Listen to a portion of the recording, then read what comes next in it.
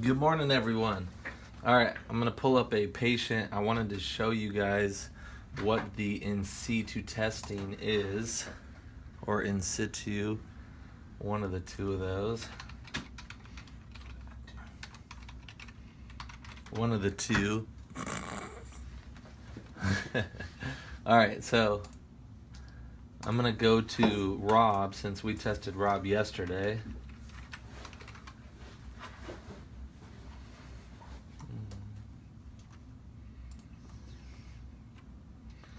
So we'll open up as Noah.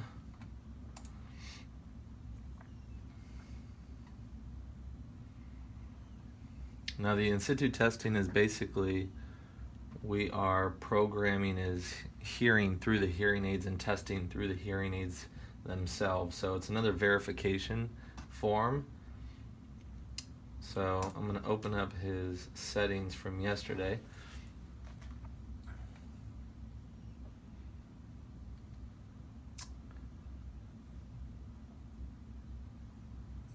First, I'm going to pull up his audiogram so you can see what his test results were at.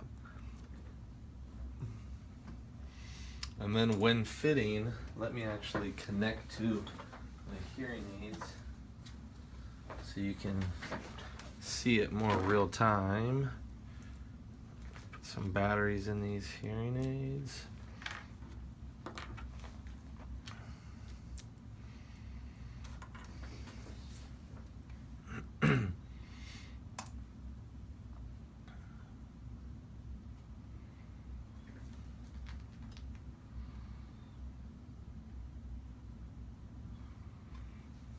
Alright, I'm just going to dump the settings into these.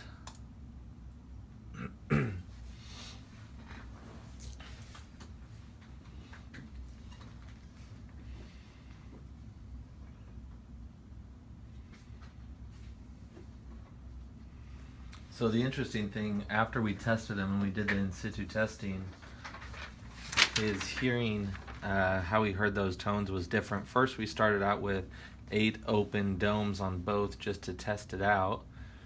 And so when you go to first fit, you have to first make sure that the acoustical parameters are set properly. So if we have open domes, you have to do open domes here. And then when you go to in-situ audio, this is where what you're doing is you're playing tones, and you can use the space bar and the arrow keys. And when you hit the space bar, you're going to see a change here, which is now playing 30 decibels at 1,000 hertz in his right ear. And just like a hearing test, you'll say, yes, I hear it. And then you will turn it down, yes, I hear it. So as you can see, from where his marks are from where he originally did his hearing test, there was a 10 decibel difference here at 250 hertz. There was a 5 decibel difference here, a 5 decibel difference here, 5 here, the same here, 5 decibel difference there. So same thing in the left ear, it can be about a 5 to 10 decibel difference than what he was tested with fully occluded ears in the sound booth. When he's sitting in the office, even though it was quiet, there was still a 5 to 10 decibel difference from what he was hearing. So then we did the critical gain measurement, and then we programmed the hearing aids after we did both the right and the left ear on in-situ testing. Now, I'm not sure how well you can see this. I'll try and zoom in on this. This is when we had, I took a screenshot of the 8 open and the critical gain on the 8 open. And then we did the in-situ testing and put 10 millimeter closed, and it completely changed how he heard in the low tones, which, as you guys already understand how the low tones seep out through the ventilation, that's going to happen. And as you can see, the critical gain measurement is completely different. The decibel amplification changed as well. But this, we had a patient yesterday that we speech mapped, and it had sounded good to them at the time, but when they left, they came back, they said didn't notice as much of a change. And we did in situ testing on her for the first time and reprogrammed it, and she said instantly it sounded much better, and that's after speech mapping. So play around with this and see what you think. We had another patient 2 days ago who was saying that he was fully plugged up because he had about a 50 decibel hearing loss in the low tones. And so I had a 10 millimeter closed, and he was pretty plugged up, so I switched to an 8 millimeter closed and redid the in situ testing, and that changed about another 10 decibel difference just because of the acoustical parameters and the shape and size of his ear canal. But after doing that, not only did he not feel plugged up, but it gave him the additional amplification needed by changing those domes, and he said it sounded much clearer. And so give this a try. Now, after you program it, this is the sound equalizer that we were talking about. So after it sounds good to them, how I explain it to them is I say, as you can see, there are zeros across the board right here. So once it's set and you're in a quiet room, it's not going to make any adjustments. Now, when you get into the car, it's going to hear normally it's going to be -2, -2, -2, 0, 0, 0. So we made some adjustments there. Oops, I'm going to turn that down to 0 because that's where it normally is. Actually, let me just reprogram them, and hopefully it will start over.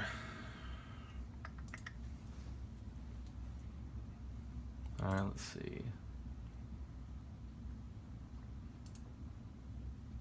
Okay, so in a quiet environment, this is where the technology really gets amazing. It'll start out where it is right now. Now, when you get into the car, it will recognize the road noise, and it will turn down the road noise.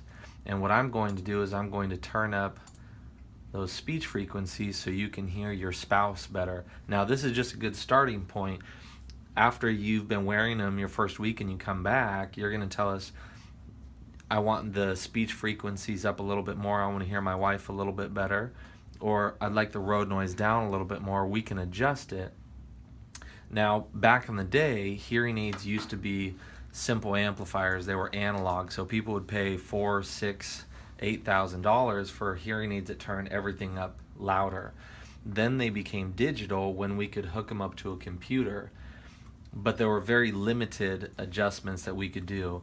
And as technology has gotten better, we've had more and more capabilities, but hearing aids were mainly focused on speech frequencies. Now we can actually amplify all the way out to 12,000 hertz, so music can be more rich and enjoyable and have a much more real sound to it. This is when I will go to YouTube and I'll ask them, who's your favorite artist, or what kind of music do you like to listen to, and I'll play it. And the reason why it's nice to play that is music, sounds, these are things that kind of get to people's souls and get them really emotional. When you play a song that they fell in love with when they were younger and you play it and they can hear it very clear, it gets their emotions and they're feeling good and happy. So that's one of the reasons why we do that.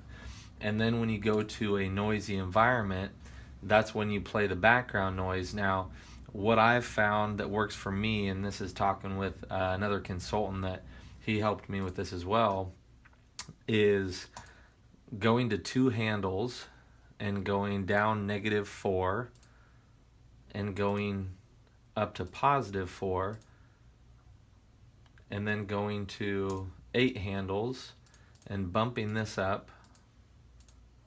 Now everyone's a little bit different, so I might manipulate it a little bit different, but this just seems to work well for just about everybody.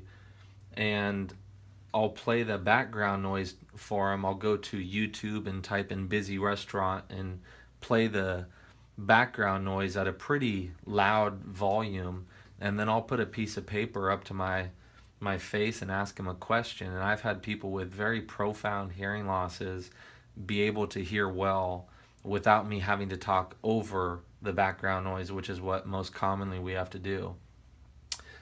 In Rob's experience, maybe Rob, you can share your experience when we changed it. Is what he was saying is that my voice kind of separated from the background noise. That's exactly right. Basically, when we would toggle between speech and quiet and speech and noise, I could literally hear where not necessarily did the background noise get softer, but just that his voice became brighter.